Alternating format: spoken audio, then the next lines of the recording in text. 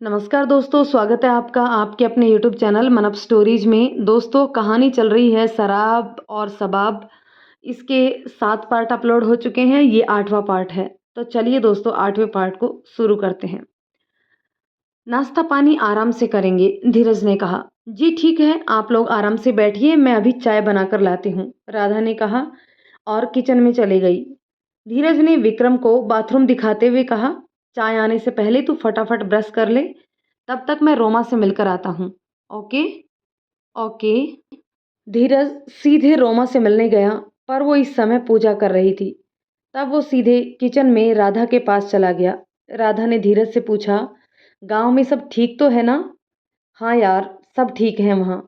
और आज से तेरी एक नई जिंदगी की शुरुआत होनी है, क्योंकि अब तेरी जिंदगी में कोई भी तुझे रोकने टोकने वाला नहीं होगा। तेरे भाई ने लिख कर दे दिया है कि अब उससे तेरा कोई वास्ता नहीं। तू बालिग है और अपनी मर्जी की मालिक है। तू कुछ भी कर सकती है और अब कभी भी तेरे किसी काम में वो हस्तक्षेप नहीं करेगा। बल्कि उसने तो तेरे से रिश्ता भी तोड़ लिया है, भाई बहन का रिश्ता। और एक तरह से ये बहुत ही अच्छा हुआ है तेरे लिए, क्योंकि अब तू अपने भाई से के कलंकित संबंध से भी पूरी तरह से आज़ाद है। ओह थैंक्स, राधा ने कहा और खुश होकर वो धीरज के गले लग गई। एक और भी बहुत बड़ी खुशखबरी है राधा, और वो खबर ये है कि विक्रम की मदद से आज वो बदमाश असलम भी जेल में है, जिसने गांव की भोली भाली 8 लड़कियों को और उनके अतिरिक्त भी न जाने कितनी मासूम लड़कियों का सौदा कर उनकी जिंदगी को नर्क बना दिया था। वो असलम जो मेरी जान से प्यारी राधा का भी सौदा करना चाहता था। बहुत बहुत शुक्रिया धीरज, मेरी ज़िंदगी को उन गंदे हाथों से बचाने के लिए, मुझे बिकने से बचाने के लिए और इस मुरझाई हुई कली को फिर से खिलाने के लिए। आप विक्रम को भी मेरी तरफ से शुक्रिया ज़रूर बोल देना, क्योंकि ऐसे महान लोग ही वंदनीय और पूजनीय होते हैं। सही कहा तुमने, पर मैं क्यों? तुम विक्रम को खुद मिलकर उसे शुक्रिया कहो तो ज़्यादा उचित होगा, धीरज ने कहा। जरूर, अगर मौका मिला तो मैं जरूर ऐसे महान इंसान के दर्शन करना चाहूंगी और उन्हें शुक्रिया भी कहूंगी। तो ठीक है, विक्रम बैठक में ही है, ये चाय उन्हें दे आओ और उन्हें शुक्रिया भी बोलाओ। बाकी दर्शन तो अभी थोड़ी देर पहले तुमने कर ही लिए हैं। मतलब मतलब ये कि इस वक्त मेरे साथ मेरा प्यारा दोस्त विक्रम ही है, जो बैठक में फिलहाल एक कप चाय का बेसब्री से इंतजार कर रहा है, धीरज ने मुस्कुराते हुए कहा। ओह, तो आपने पहले क्यों नहीं बताया? राधा ने चाय की केतली में थोड़ा और दूध और चाय की पत्ती डालते हुए कहा। अच्छा जी, मतलब विक्रम के लिए स्पेशल अतिरिक्त दूध वाली चाय और मेरे लिए? ना ना, आगे कुछ नहीं बोलना। आपसे बढ़कर प्रिय तो मेरा इस दुनिया में और कोई नहीं है, और इसलिए आपके सबसे अच्छे मित्र विक्रम को एक बढ़िया चाय पिलाने पर मेरे से ज़्यादा खुशी आपको होगी। ये बात भी मेरे को मालूम है, क्योंकि आपके घर का उसूल तो आपने ही मुझे सिखाया है, अतिथि देवो भव। सही कहा राधा तुमने। और वैसे भी बहुत मुश्किल से मैं विक्रम को अपने साथ यहाँ लाया हूँ, इसलिए उसे कोई तकलीफ का आभास न होने देना और अच्छे से उसकी खातिरदारी करना। अब तुम ये चाय उन्हें दे आओ, थोड़ी देर बैठो उनके साथ, कुछ बातें बातें करो, तब तक मैं भी जरा फ्रेश हो लूँ। इतना कहकर धीरज चाय पीते हुए बाथरूम चला गया और राधा एक ट्रे में 2 कप चाय लेकर ड्राइंग रूम में चली गई, जहाँ विक्रम चाय के इंतजार में बैठा था। ओह, गर्मा गर्म चाय! कब से इंतजार कर रहा था इस चाय का। राधा के हाथ से चाय का कप लेते हुए विक्रम ने कहा, देरी के लिए क्षमा। दरअसल राधा के शब्द गले में ही अटक गए। नहीं नहीं, इस तरह तो पराये लोगों से बात की जाती है, और मेरी आदत है कि मैं ऐसे लोगों से बात बहुत कम करता हूँ जो मुझे पराया समझते हैं। चाय पानी में थोड़ी देर हो जाए, खाने पीने में कुछ कमी रह जाए, घर की सफाई समय से न हो पाए, या कभी टीवी आदि देखने में कोई ज़रूरी काम छूट जाए, ये सब इंसान की डेली लाइफ में चलता है। इसमें ना बुरा मानने की ज़रूरत है और ना ही सॉरी कहने की। जी, ये तो सही कहा आपने। शायद मुझसे भूल हो गई, पर मेरा मकसद आपके दिल को ठेस पहुँचाना नहीं था। It's okay. वैसे एक सच यह भी है कि कोई भी लड़की किसी पराये इंसान से इतनी आसानी से कैसे घुल-मिल सकती है ना? विक्रम ने कहा। मगर आप पराये कहाँ हैं? आपने हमारे गाँव की कितनी सारी लड़कियों की ज़िंदगी बचाकर कितना पुण्य का अच्छा काम किया है। किसी दूसरे की भलाई के लिए आज के ज़माने में इतना कुछ भला कौन करता है? अरे नहीं राधा जी, ये तो हमारी ड्यूटी है और इसी बात का सरकार हमें वेतन भी देती है। विक्रम ने मुस्कुराकर जवाब दिया।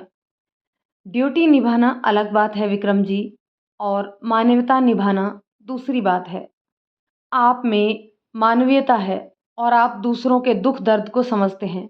ये बहुत बड़ी बात है और इसीलिए मैं तो आपकी फ़ैन हो गई हूँ। राधा ने भी मुस्कुराकर जवाब दिया। अरे वाह! ज़िंदगी में पहली बार कोई मेरा फ़ैन हुआ है। शायद ये मेरे जीवन की सबसे बड़ी उपलब्धि है।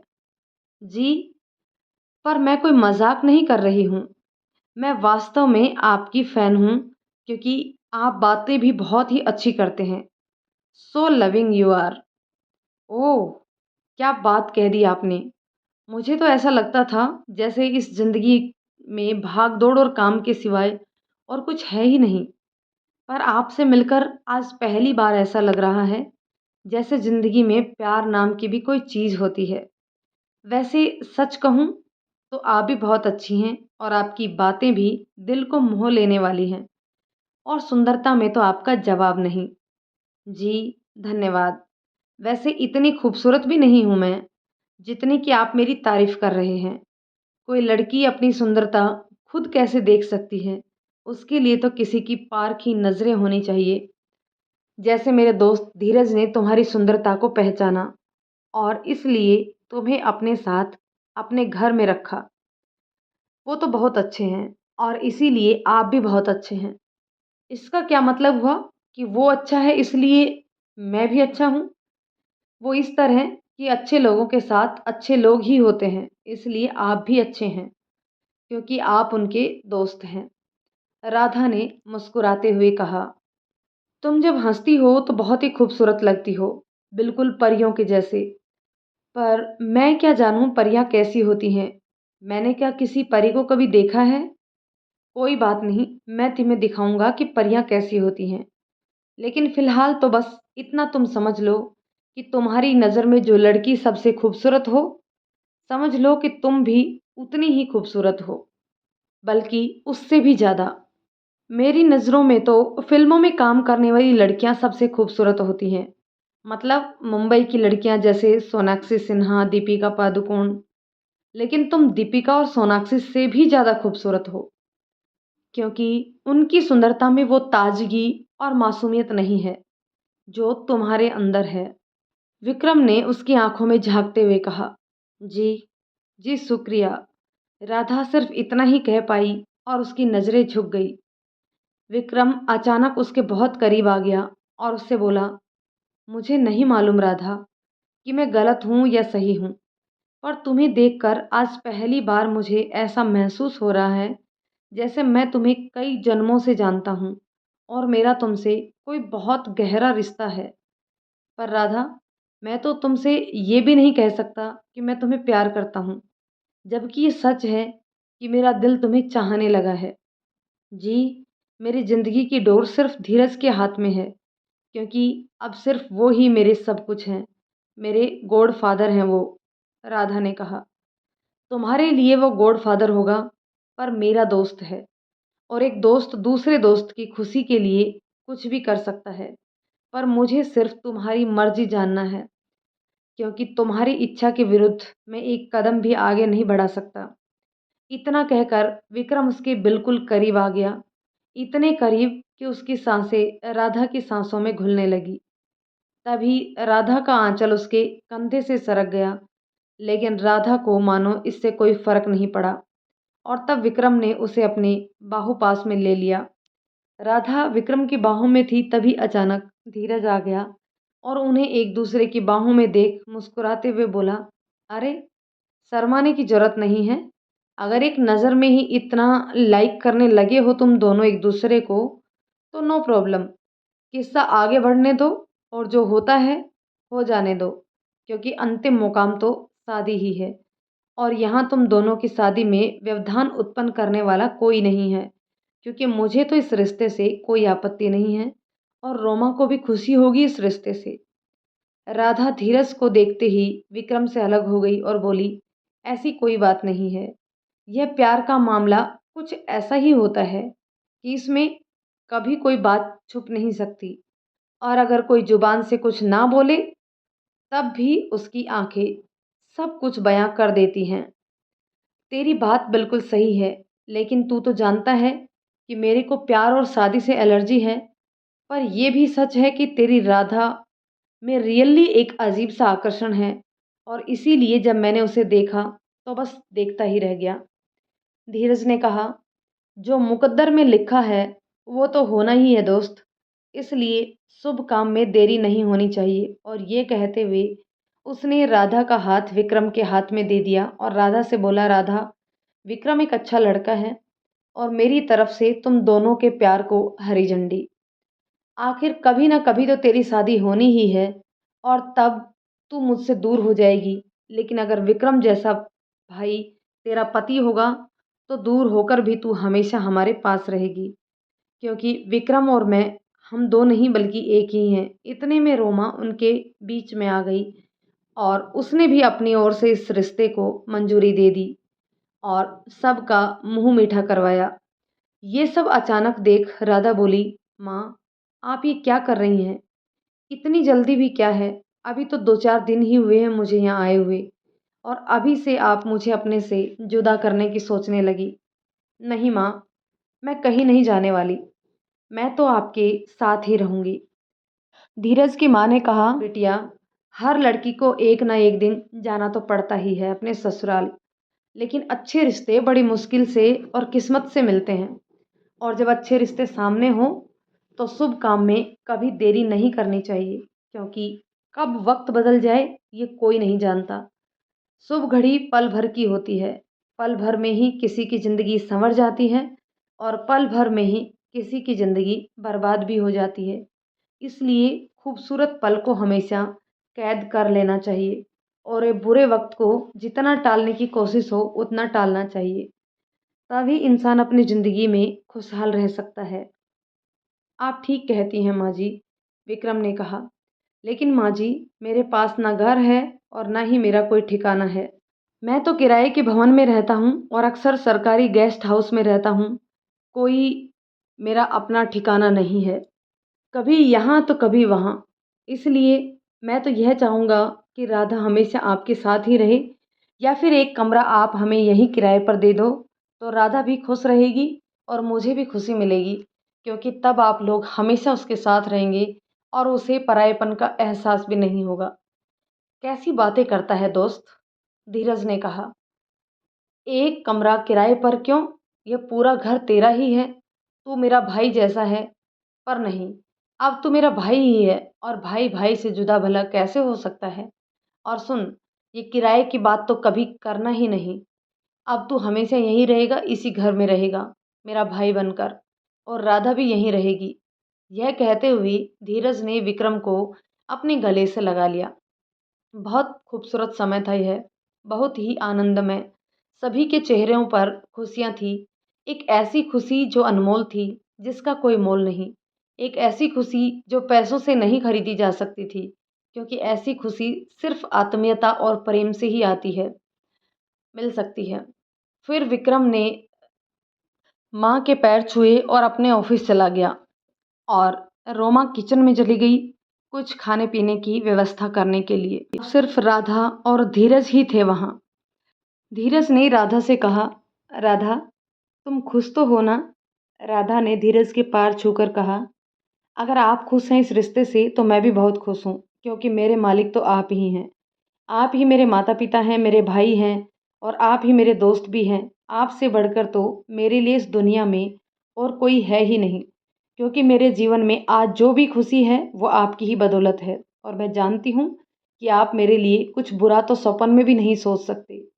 मेरी अच्छी राधा, तुम्हें तो मालूम है कि मैं कितना बुरा आदमी हूँ, पर जो कुछ भी मेरे अंदर आज बदलाव आया है वो तुम्हारे कारण ही है। और मेरे बुरे कर्मों का यही प्रायश्चित भी है कि मैं तुम्हें हमेशा खुश देखूं, तुम्हारे लबों पर कभी आंसू नहीं आने दूं, और तुम्हारी हर चाहत को मैं पूरा करूं। तुम बहुत ही खास हो मेरे लिए राधा, और तुम्हारी खुशी के लिए अगर मेरी जान भी चली जाए तो भी मुझे गम नहीं होगा, बल्कि मुझे खुशी होगी कि मैंने भी जिंदगी में कोई अच्छा काम किया, तुम्हारी खुशी के लिए अपनी जान देकर। यह आप कैसी बातें कर रहे हैं? सच तो यह है कि न जाने क्या बात है आप में कि मुझे भी अब आपसे प्यार हो गया है। पर मुझे मालूम है हमारे प्यार की सीमा, और हमें अपनी उस सीमा में ही रहना है, क्योंकि हमारे प्यार के बीच आपकी एक प्यारी सी पत्नी है और आपके दो प्यारे प्यारे बच्चे भी हैं। तुम ठीक कह रही हो राधा। मैं भी जितना तुम्हें प्यार करता हूँ उतना ही अपने बच्चों से भी प्यार करता हूँ, और हर रिश्ते में की एक मर्यादा होती है। जब तक हम इस मर्यादा में रहते हैं तब तक हम खुश रहते हैं, और जब हम अपनी मर्यादाओं को तोड़ देते हैं तो पल भर की खुशी जरूर हमें मिलती है, लेकिन बाकी का संपूर्ण जीवन दुखों में तब्दील हो जाता है, और कभी कभी तो पश्चाताप करने का भी ऑप्शन नहीं मिल पाता। यह मेरी खुशकिस्मत है राधा कि तुमने मुझे समझने का मौका दिया, जिससे मैं अपने बुरे कर्मों का प्रायश्चित कर सकूं और समाज में कुछ अच्छा काम भी कर सकूं, जिससे भूत में जो भी हमने पाप किए हैं उससे हमें मुक्ति मिल सके, और परमेश्वर भी हमारे गुनाहों को माफ कर सके, और इस जिंदगी के बाद नर्क की यातनाएं भोगने से हम बच सके। आपने सही कहा। मगर ये भी सच है कि इस दुनिया में ऐसा कोई नहीं है जिसने कोई गुनाह ना किया हो। बस अंतर इतना है कि किसी के गुनाह बड़े हैं और किसी के गुनाह छोटे हैं, पर गुनाह तो यहाँ सभी ने किए हुए हैं, क्योंकि हम सभी मनुष्य हैं, कोई देवता या ईश्वर नहीं है। हाँ राधा, तुम बिल्कुल सही कह रही हो। आओ हम दोनों ईश्वर से प्रार्थना करें कि वो हमारे गुनाहों को माफ़ करे, जाने अनजाने में हमसे जो भी भूल हुई हो उन भूलों को क्षमा करे और सच्चाई के मार्ग पर चलने में हमारी मदद करे। हे परमपिता परमेश्वर, हम तुच्छ पापी जीवों के गुनाहों को माफ़ करना, और जीवन में हमको सदा तुम सही राह ही दिखाना। कोई कितना भी बड़ा नेता हो, माफिया हो, गुंडा हो, स्मगलर हो, आतंकवादी हो, पर जब पुलिस के फंदे में फंसता है वो, तो उसकी बोलती बंद हो जाती है और उसकी सारी दादागिरी निकल जाती है, और एक एक कर उसके गुनाहों के सारे चिट्ठे खुल जाते हैं। सिर्फ इतना ही नहीं, उसके चैन से कुल कितने और लोग जुड़े हुए हैं इसका भी पर्दाफाश हो जाता है। पुलिस में इतनी ताकत होती है कि उसकी ताकत के आगे किसी की कुछ नहीं चलती। बस शर्त यह है कि पुलिस अपना काम ईमानदारी से करे, ना लालच में पड़े, और ना ही इन बदमाशों की धमकियों से डरे। होंगे इनके आका बहुत ताकत वाले, परंतु पुलिस कस्टडी में गिरफ्त बदमाशों पर उनका कोई बस नहीं होता। असलम ने भी पुलिस कस्टडी में खुद को बचाने के लिए तमाम चालें चली, अपने रुतबे का धोस दिया, यहाँ तक कि बड़े बड़े नेताओं तक अपनी पहुंच का हवाला देकर नौकरी खा जाने तक की धमकी दे डाली। परंतु जब विक्रम ने उसके सीने पर एक छोटा सा चाकू रखकर घुमाते हुए उससे पूछा कि बोल, अगर इस चाकू से तेरे इस दिल को मैं बाहर निकाल लूं तो कौन इस वक्त तेरे को बचाने आएगा, तो उसकी बोलती बंद हो गई। विक्रम ने उससे कहा, तेरे पास हजारों करोड़ों रुपए की संपत्ति होगी, तब भी तू बच नहीं सकता। बोल, क्या इस चाकू के वार को तेरी संपत्ति रोक सकती है? तेरे आका इस चाकू को रोक सकते हैं? तेरे बड़े बड़े नेता इसे रोक सकते हैं? बोल, कौन इस वक्त तुझे बचाएगा? फिर तुझ जैसे हैवान को खत्म करने के लिए अगर मेरी जान भी चली जाए तो ये सौदा मेरे लिए सस्ता ही है, क्योंकि तुझे मारने का अर्थ है हजारों मासूमों की जानों को बचाना। और अगर मेरी जान इन मासूम बेगुनाहों की जान बचाने में कुर्बान भी हो जाती है तो भी मुझे फक्र होगा खुद पर। मुझे नहीं पता कि तू खुदा को मानता है या नहीं, पर मैं ज़रूर तेरे खुदा को मानता हूँ, तेरे कुरान को भी मानता हूँ, और इस हकीकत को भी जानता हूँ कि तेरी जान लेने पर तेरा खुदा भी खुश ही होगा कि अच्छा हुआ जो तुझ जैसे एक पापी का नाश हुआ। खुदा का खौफ मुझ पर नहीं होगा, बल्कि खुदा का खौफ तुझ पर होगा और तेरे गुनाहों को वो कभी माफ़ नहीं करेगा। हाँ, एक सच ज़रूर है कि जिन-जिन लोगों से तेरे तार जुड़े हैं, अगर तू उन सब के नाम बता दे और उनको पकड़वाने में हमारी मदद कर दे, तब शायद खुदा ज़रूर तेरे गुनाहों को माफ़ कर देगा और शायद मैं भी तुझे जीने का एक और मौका दे दूँगा। वैसे ज़िंदगी तो तब भी तेरी जेल में ही बीतेगी, लेकिन खुदा से अपने गुनाहों की माफ़ी माँगने का और प्रायश्चित करने का एक अवसर तुझे मिल ही जाएगा। और ये भी बात तू कान खोलकर सुन ले कि बिकते वो हैं जिन्हें अपनी जान की परवाह होती है, पर वो नहीं बिकते जिनकी सांसों का कनेक्शन देश की खुशहाली से जुड़ा होता है, जिनकी धड़कनों में अपने देश पर मर मिटने की तमन्ना होती है। मरना तो हर एक इंसान को होता ही है एक ना एक दिन, पर मेरी ख्वाहिश ये है कि मैं अपनी मौत को यादगार बना दूं और अपने देश पर ही अपनी जान कुर्बान कर दूं। इतना कहने के बाद विक्रम अपने चाकू को उसके सीने पर गोल गोल घुमाते हुए अंदर करने को ही था कि असलम की घींगी बंद गई और उसने अपने सारे गुनाहों का चिट्ठा खोल कर रख दिया। लेकिन इससे पहले उसने नमाज पढ़ने की इजाज़त मांगी और कुरान की एक प्रति भी उपलब्ध करवाने की बात कही। दोस्तों, कहानी के इस पार्ट को यहीं रोकते हैं। मिलते हैं एक और पार्ट में। तब तक के लिए कहानी आपको कैसी लगी कमेंट करके ज़रूर बताइएगा। यदि कहानी पसंद आती है तो इसे लाइक शेयर कर दीजिए और यदि चैनल पर नए हैं तो प्लीज़ चैनल को सब्सक्राइब ज़रूर कर लें। मिलते हैं अगले पार्ट में। तब तक के लिए शुक्रिया।